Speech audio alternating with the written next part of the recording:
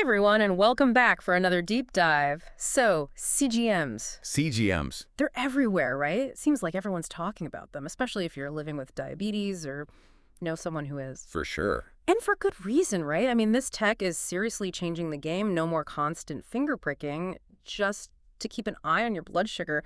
Pretty amazing when you think about it. Totally. It's a game changer. But here's the thing. With all these different CGMs on the market, how do you know which one is right for you? The million-dollar question. Right? Exactly. So you brought in this article from Diabetic, and let me tell you, it is fascinating. It's titled, Welcome to the Wild, Wild West of Continuous Glucose Monitoring, published May 3rd, 2024. Catchy title. Right. Makes you wonder what's going on in the world of CGM research, doesn't it? A little bit Wild West-ish, maybe? Maybe a lot. And this article dives into this really interesting study about CGM accuracy. And it's not just about which CGM came out on top, but more about how we can all be more informed, especially when we're looking at these studies, because sometimes there can be, Let's just say, his hidden agendas. It definitely highlights the importance of looking beyond the headlines, especially when it comes to medical devices that directly impact your health. 100%. You got to be savvy. Exactly. Okay, so this article, it really digs into this study, published in, get this, the Journal of Diabetes Science and Technology. Sounds pretty official, right? Official sounding, for sure. Right. So they're comparing two of the big names in the CGM world, the Freestyle Libre 3 and the Dexcom G7. Now get this. The study found a huge difference in accuracy between the two, like way bigger than anyone was expecting. And they measure this using something called MARD scores. Basically, lower scored equals higher accuracy. MARD scores. Yeah, it's how they quantify accuracy. And that's where things get really interesting. Because on the surface, it looks like a total win for the Libre 3. Right? Seems like a slam dunk. But, as our friends at Diabetic point out, we got to look closer at how these studies are designed. Sometimes, and I think we've all seen this, those results, well, let's just say they can be influenced. Influenced is a good way to put it. I mean, when an article's title compares a field of scientific research to the Wild West, you know there's some serious side-eyeing going on. Rightfully so. Because in this particular study, there were definitely some, shall we say, interesting aspects of the design. Things that, well, raise some red flags. Several red flags. Like, for starters, the timing of the blood sugar measurements, the ones they used to compare against the CGMs. Well, they just happen to line up perfectly with when the Dexcom G7 is known to be a bit less accurate towards the end of its lifespan. Like, come on. Right. Talk about stacking the deck. It'd be like judging a marathon runner based on their speed in, like the last mile of the race, right? Exactly. Okay. Not exactly a fair assessment, is it? And then to make matters even more, well, let's just say interesting, they didn't even test how the devices performed during rapid glucose changes. Which, hello, is a pretty important factor for anyone managing diabetes. Right.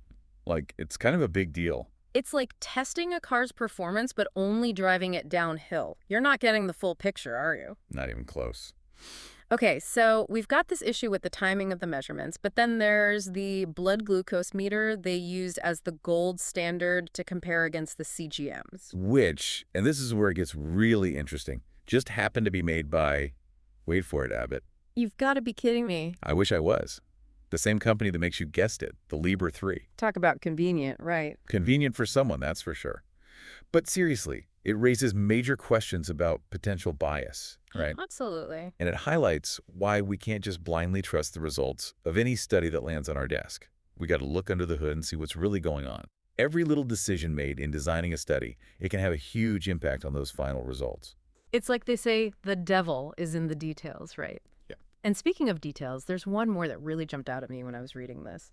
So this study was presented as totally independent, right? But then you dig a little deeper, and what do you find? Abbott. They were involved every step of the way. Is anyone surprised? I mean, from the initial study design to analyzing all the data, they even funded someone to help write the actual research paper. I mean... Come on, right. And that's a perfect example of why transparency is non-negotiable in medical research, right? If a company is heavily involved, and to be fair, there's not necessarily anything wrong with that, but it needs to be crystal clear up front so everyone understands the context and can interpret the findings accordingly. It's like those ingredients lists, right? Sometimes you need a degree just to know what you're putting in your body. Right. Like, what even is xanthan gum? Don't get me started. But you're right, it's all about knowing what you're getting, especially with medical research. And speaking of ingredients, this CGM study, well, it's got a few more additives we need to unpack. Remember how we talked about sample size? Right, like how many people, or in this case, sensors they used. Exactly. Yeah. Turns out they only use sensors from 2 manufacturing lots for each device. 2. Is that enough? Well, the gold standard. You want to use at least 3 to make sure you're accounting for any weird variations between batches. Like, think about it this way. You wouldn't buy a whole case of milk if you opened 1 carton and it was sour, right? Ugh, definitely not. Right. You'd want to check a few cartons just to make sure you got a good batch. Yeah, that makes sense. Same principle applies to research. Yeah. And speaking of things that can sour the results, calibration. They kind of glossed over that whole thing. Calibration, like Yeah. making sure those CGMs are giving accurate readings in the first place. Yeah. Exactly. Now, the study, they claim to reflect standard use, which sounds good, but then you read the fine print. Turns out they only used factory calibration. Factory calibration. So, like, what does that even mean in the real world? Like, I'm not a robot. Last time I checked. Right. Me neither. So factory calibration means they set those CGMs at the factory using a standardized solution. Yeah. But here's the thing.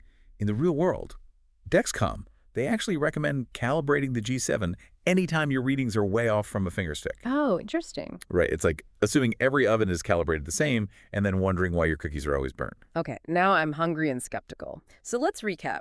We've got potentially biased timing of those measurements, no data on those rapid glucose changes, which we know is super common.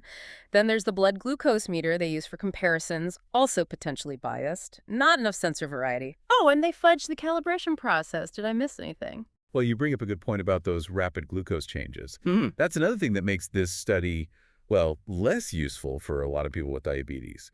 See, they excluded anyone who was having lots of those ups and downs. Which, let's be honest, is a lot of us. Exactly. So not only might they be disadvantaging the G7 with this study design, but they're also excluding a big chunk of the population that uses these devices every day. Wow. Okay, so before I run out and buy a CGM based on this one study, anything else I should be aware of? Just one more thing. Mm. It's important to remember, this study, it was actually way smaller than what's usually used for, getting these devices approved in the first place. Really? Oh, yeah. Like when Dexcom submitted their G7 to the FDA, they had data from over 600 sensors. This study, 55. Wait, hold on. 600 versus 55. That's a big difference. Right, and as you can imagine, smaller sample size. Right. Less reliable result. They'd be like trying to predict the outcome of an election based on, 5 voters? Yeah, not exactly a recipe for, statistical confidence. Exactly. And that brings us back to the bigger picture. Our friend at Diabetes Tech. They're not just criticizing one study. They're talking about a bigger issue with CGM research, a lack of consistency. Like, there's no set standard for how this data is collected and shared. Oh, so it's like the Wild West out there. You got it. And without clear rules, well, it's easy to design a study that favors a particular outcome, whether it's intentional or not. So where does this leave us? I mean, it feels like we're trying to make these important decisions about our diabetes management, but even the research can be, well, kind of shady. It's true. It can feel like you're navigating a minefield out there. Right. So how do we get off this crazy train? How do we make informed choices about something as crucial as our CGM when even the research might be leading us astray? You hit the nail on the head. It all comes down to knowledge and a good dose of healthy skepticism, right? Never hurts to question what you see and read. So, don't believe everything you read. Exactly. Look for multiple studies. And I mean multiple, not just one.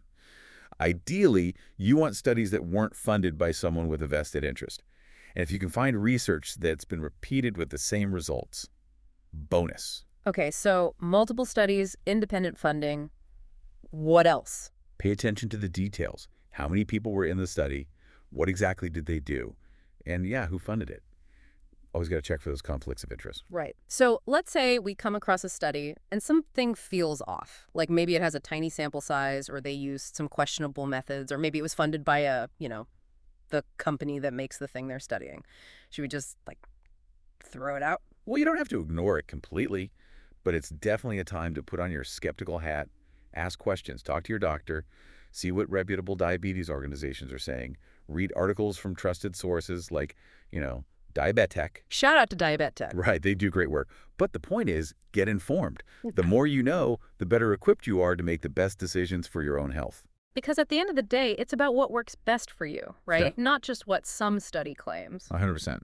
There's no one-size-fits-all approach to managing diabetes. The best CGM. It's the one that fits your life, your needs, your everything. This has been, wow, a real eye-opener. We've learned so much about how this research is designed, the influence of industry, and most importantly, how to be smart consumers of all that health information out there. Absolutely. And remember, this goes way beyond CGMs.